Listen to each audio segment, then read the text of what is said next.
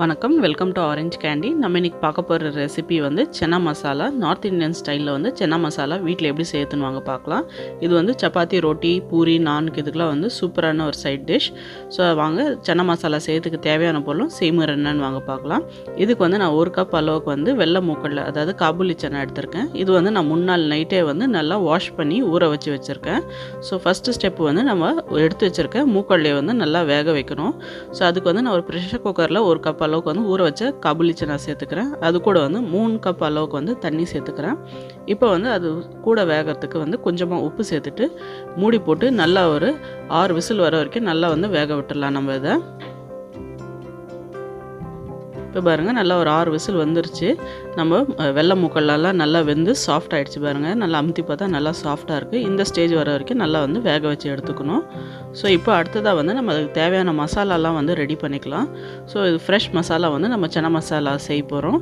So first வந்து ஒரு கடாயில் வந்து நம்ம மசாலாலாம் ட்ரை ரோஸ்ட் பண்ணோம். அதுக்கு வந்து 1/2 டேபிள் ஸ்பூன் அளவுக்கு வந்து சோம்பு, 1 டேபிள் ஸ்பூன் அளவுக்கு வந்து சீரகம், அப்புறமா வந்து 1 டேபிள் ஸ்பூன் அளவுக்கு வந்து வெரமல்லி, அதாவது தனியா சேர்த்துக்கலாம்.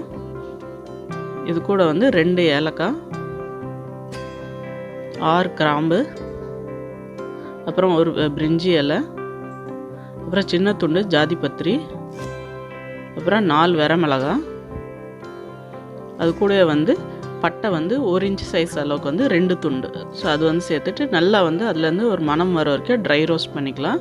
மசாலா வந்து கருக விடாதீங்க. லோ ஃப்ளேமில் வச்சு நல்லா வந்து அதோட நல்ல ஒரு மணம் வர வரைக்கும் ட்ரை ரோஸ்ட் பண்ணிக்கோங்க, வறுத்து எடுத்துக்கோங்க மசாலாவை.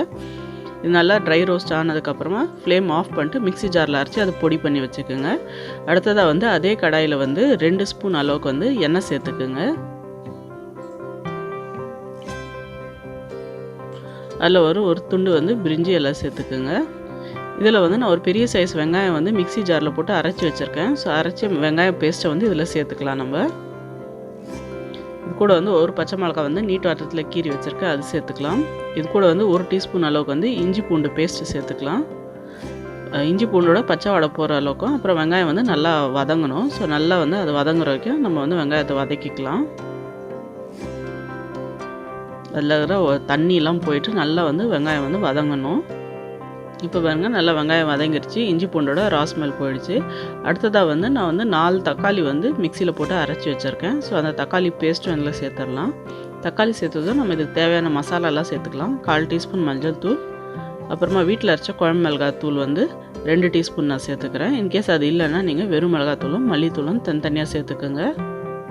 இப்போ மசாலாவோட பச்சை வாடை போகிற வரைக்கும், தக்காளியும் நல்லா அதோட ராஸ்மெல் போகிற வரைக்கும் வதக்கிக்கலாம். நம்ம அரைச்சி நம்ம வெங்காயம் தக்காளி போட்டால் தான் கிரேவிக்கு வந்து நல்ல ஒரு கன்சிஸ்டன்சி கிடைக்கும். ஸோ மிக்சியில் அரைச்சி எடுத்துக்கோங்க. அடுத்ததாக வந்து நம்ம வேக வச்சு வச்சுருக்க சன்னா வந்து இதில் சேர்த்துக்கலாம். மூக்கல்லே அது இருக்கிற அந்த தண்ணியோடு சேர்த்துக்குங்க. சேர்த்துட்டு நல்லா வந்து மிக்ஸ் பண்ணி விட்டுக்குங்க. இது கூட வந்து நம்ம அரைச்சி வச்சுருக்க சன்னா மசாலா வந்து இதில் சேர்த்துக்குங்க. சேர்த்துட்டு நல்லா கலந்து விட்டுக்குங்க. இந்த மசாலா சேர்த்து வந்து அந்த சன்னா மசாலாவுக்கு ஒரு ஃப்ளேவர், அப்புறம் அந்த கலர் அது வந்து நல்லாயிருக்கும். அதுதான் இதோட சீக்ரெட்டு இந்த ரெசிபிக்கு. நல்லா கலந்து விட்டுட்டு இந்த ஸ்டேஜில் வந்து உப்பு செக் பண்ணி பார்த்துட்டு தேவையான அளவுக்கு உப்பு சேர்த்துக்குங்க. ஏற்கனவே வந்து நம்ம சுண்டல் வேக வைக்கும் போது உப்பு சேர்த்துருப்போம். ஸோ கவனமாக வந்து உப்பு சேர்த்துக்குங்க. சேர்த்துட்டு நல்லா கலந்து விட்டுக்குங்க. இப்போ இது வந்து ஒரு 10 நிமிஷம் வந்து நம்ம மசாலா வந்து மூக்கடலையோடு சேர்ந்து நல்லா வந்து கொதிக்கணும். ஸோ அப்போ தான் வந்து அதோடய ஃப்ளேவர் வந்து நல்லா அந்த சன்னால இறங்கும். அப்புறம் கிரேவியும் வந்து கொஞ்சம் நல்லா கெட்டியாகும். ஸோ 10 மினிட்ஸ் வந்து நல்லா வந்து நம்ம கொதிக்க விட்டுடலாம் நம்ம மசாலாவை. இப்போ பாருங்கள், நல்லா ஒரு 10 நிமிஷம் ஆகிடுச்சு. நம்ம கிரேவி நல்லா திக்காகிடுச்சு. மூக்கடலையில் வந்து அந்த ஃப்ளேவர்லாம் வந்து நல்லா அப்சார்ப் ஆகிடுச்சு. இப்போ பாருங்கள், சூப்பரான சன்னா மசாலா ரெடி ஆகிடுச்சு. இப்போ ஃபைனலாக வந்து நம்ம கார்னிஷிங்க்கு வந்து ஒரு 4 டேபிள் ஸ்பூன் அளவுக்கு வந்து ஃப்ரெஷ் கொத்தமல்லி வந்து பொடியாக நறுக்கி சேர்த்துக்கலாம். அதில் அவ்வளோதாங்க, சூப்பரான சன்னா மசாலா நார்த் இந்தியன் ஸ்டைலில் ரெடி. வாங்க இது வந்து நம்ம சர்வ் பண்ணிடலாம். இப்போ பாருங்கள், சூப்பரான டேஸ்டியான கமகமன்னு நார்த் இந்தியன் ஸ்டைலில் வந்து சன்னா மசாலா நம்ம வீட்டில் ரெடி. அதுவும் நம்ம வீட்டிலேயே அரைச்ச சன்னா மசாலாவோட இது வந்து நீங்கள் பூரி, சப்பாத்தி, ரொட்டி இதுக்கெலாம் வந்து சூப்பரான ஒரு சைட் டிஷ். ரொம்ப ஈஸியாகவும் ரொம்ப ஹெல்த்தியான ரெசிபி. கண்டிப்பாக இந்த ரெசிபி ட்ரை பண்ணி பாருங்கள், உங்களுக்கும் பிடிக்கும்னு நினைக்கிறேன். ட்ரை பண்ணி பார்த்துட்டு எப்படின்னு வந்து கீழே கமெண்ட் செக்ஷனில் சொல்லுங்கள்.